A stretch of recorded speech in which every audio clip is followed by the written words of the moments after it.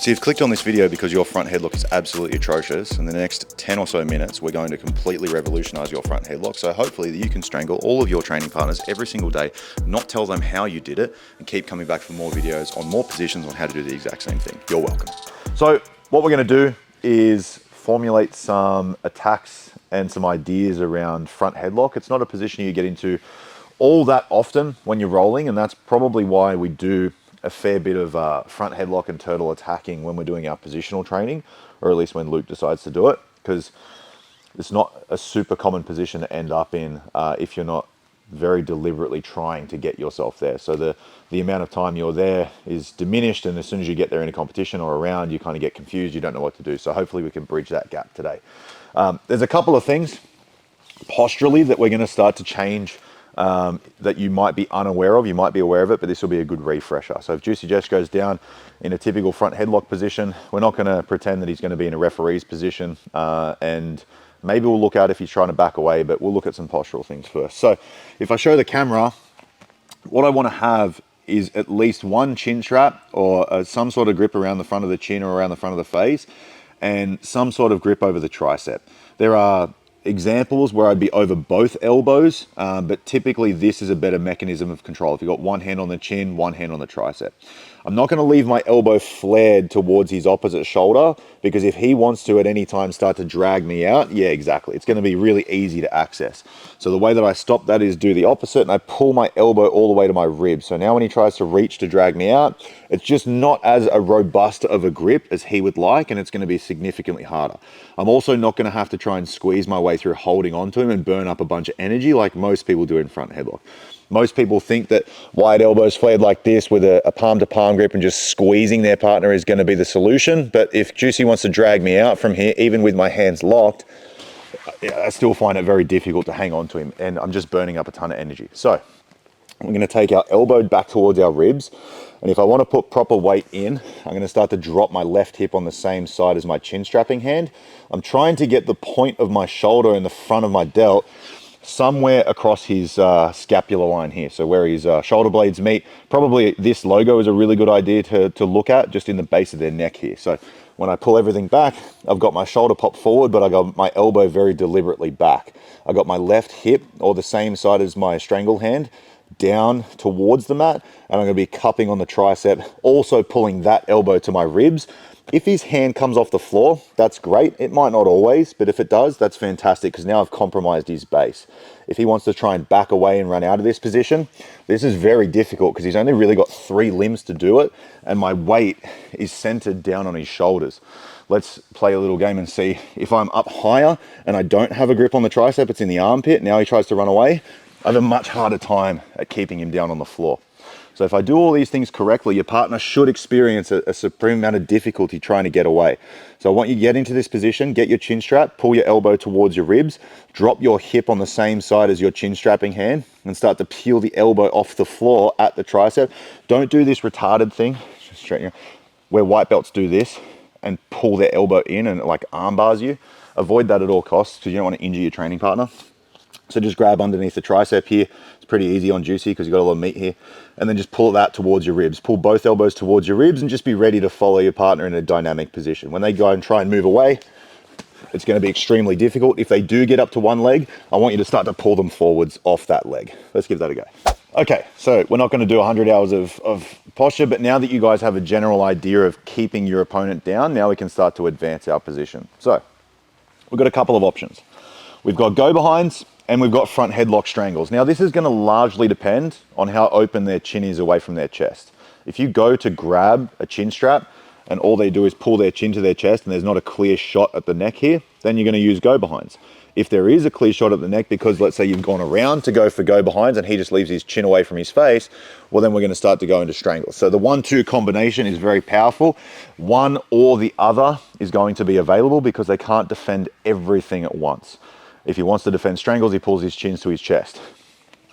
If he wants to defend go behinds, he throws this arm out to try and stop me. But most of the time, they're not doing both of those things correctly, so now we can go into front headlock attacks. So it's going to be largely dependent on what you can force your training partner to do. We're going to have a look at being able to force it more reliably. So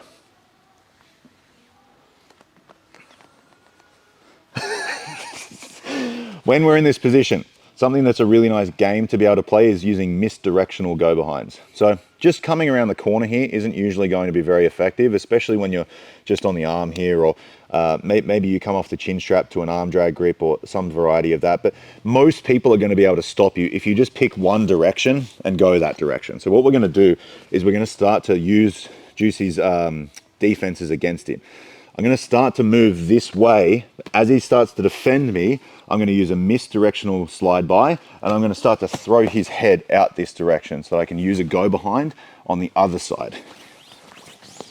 Once he starts to get privy to that, we're going to start to use multiple versions of these. So I might start to pull him this direction. I might start to pull him this direction. If I feel that his elbow's collapsed enough, and I can use a C-post in here, I can use knee cut go behinds and come around the corner. If he does a better job at widening his elbow this time, yeah, exactly right. I go around and I feel like I'm not going to be able to get around this gap as quickly or as smoothly as I would like. Maybe he even starts to extend his arm. Even if he does extend his arm in this instance, I can still use a misdirectional slide by and feed him all the way through. So you've got a couple of options here. We're just going to go for the go behinds first. We'll worry about the strangles later. So we're in our good posture, in our front headlock position with our chin strap, our elbow glued to our ribs, and we're on the tricep.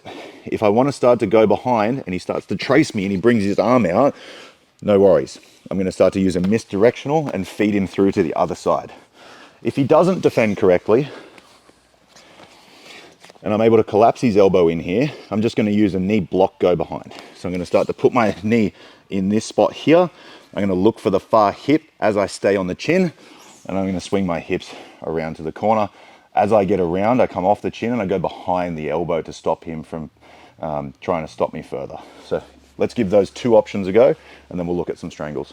We've used our misdirectional go behinds, or our misdirectional slide bys, to start to get behind the elbows and then go into attacking turtle. But we can also use that to start to open up opportunities for front headlock strangles. And this is really cool. We're going to feed directly into the modified high wrist arm in guillotine, and the reason we don't use that is because it's 5 words. We just call it Tamagotchi because it sounds Japanese. But anyway, we're in our chin strap position. We're over the tricep. We've got our elbows glued to our ribs. I'm going to start to play with moving him left to right. The only thing I'm really looking for is if I get the response of him pulling his chin to his chest, I'm going to feint going behind him so that he stops worrying about that and he starts worrying about whether I'm going behind him or not. So I'm just going to move in this position, taking him to the left, taking him to the right, and I'm going to start to get him focused on whether I'm going around or not. And you'll be surprised, 9 times out of 10, people actually take all the attention away from their chin and they put all the attention to whether I'm going to go this exactly right. So when this happens, when you're in this position, moving them side to side, left to right, you've also got their hands occupied. So if he tries to put his hands onto my strangle hand and defend, exactly, he's got to try and stop himself from falling to the mat. And if he does successfully grab my hand and pull it down, no problem, I go behind him. So there's a lot of things going on here for him to worry about, and I've just got to select the correct response to whatever the correct answer for whatever question he's asking of me. So in the event that he doesn't grab onto my hand, I move him to the right, move him to the left, there's going to be an opening for the chin away from the chest. I'm going to slide my hand as I take my head over the far shoulder all the way up so I can high five my own chest. At this stage, I want to throw my elbow over the back of his armpit and then connect my chest with my hand and my tricep with my elbow, or my tricep with my hand on the far side. At this current stage, it doesn't matter where he goes, whether he rolls to his back or he doesn't. Yep, go. He's in a pretty bad position here. All I really want to do to finish the strangle is start to pull my right elbow through my ribs using this hand. It's an extremely tight strangle. You get double closure very quickly. It's very powerful. So we've got a chin strap. We've got our tricep grip. We're going to start to move him side to side as if we're going to be going behind him. Moving back the other way, chin comes away from the chest. My head dips to the other side. It's very important your head dips to the other side. Even with my stupid long arms, if I keep my head on the same side, I'll only ever get my hand to the side of his ear. If I take my head all the way over, I'll get my hand in the correct high-fiving chest position. I'll grab onto my elbow, let's say he doesn't roll to his back this time, what I'm gonna do is I'm gonna collapse my shoelaces down, I'm gonna sit to my butt, and then I don't even need body connection on this one. Again, I'm just gonna pull my right elbow through to my ribs using my left elbow, and we get a really, really tight finish. You don't have to worry about capturing the body on this one, it'll be more than enough to get double closure. So slide them left, slide them right, or right and left, open up the chin, punch through, good to go. With the word salad guillotine, the 5 names, or the Tamagotchi. It's a much cuter name, isn't it? Juicy. Yeah. You ever play Tamagotchis? So, the likelihood that when you go for this, they roll to their back is actually quite high, especially now that I've taught you all the magical secrets of getting your hand all the way to the chest. And so we're going to deal with that immediately. So if I go in the instance to throw my hand all the way through and he takes a left shoulder roll to stop me from closing that gap, yeah, exactly right. We're going to end up in this kind of shitty position if you don't know what to do. So we're going to maintain a very strong connection to the tricep, because if I don't do that, he's going to be able to pull his tricep down to his ribs. I'm not going to be able to control his torso, and exactly what he did. He's going to start to, it's funny, you actually do this a fair bit in the rounds. It's good that you know the defense. So if we control the tricep and just run the exact same scenario, go Juicy. You can't actually get to the same position for me, and I can maintain some degree of control momentarily until I can strangle him. So what you'll realize is that when I told you that you need to throw your chest, or your head rather, as like a centerline shift over the other side of the back, I can't do that now because we're both on the back. Both our backs are on the mat. We're both facing the ceiling. For me to be able to do that, I would need to get my head all the way over here. And for obvious reasons, I can't do that. So I'm going to have to create a new angle. So what I'm going to do is I'm going to look my head over my shoulder, and I'm going to start to roll up and over, creating an inversion. Now, what I've done as a proxy of him staying in the same position is I've actually got my centerline shift already to some degree, and I've started to high five my chest. I'm not in the best position to do so now. So what I'm actually going to do is start to tripod up and continue over that other side, getting into what we call like a mounted Tamagotchi. At this point, he's probably going to try and bridge and roll me over to some degree. He's going to open up that space to where I can contact my hand up underneath to my elbow, and now I can start to perform the finish. If they don't do anything to defend, we get to this position. You don't always have to go towards a mounted position. Isaac Michelle finished Curtis in a modified variation of this, where he rolled up over his shoulder.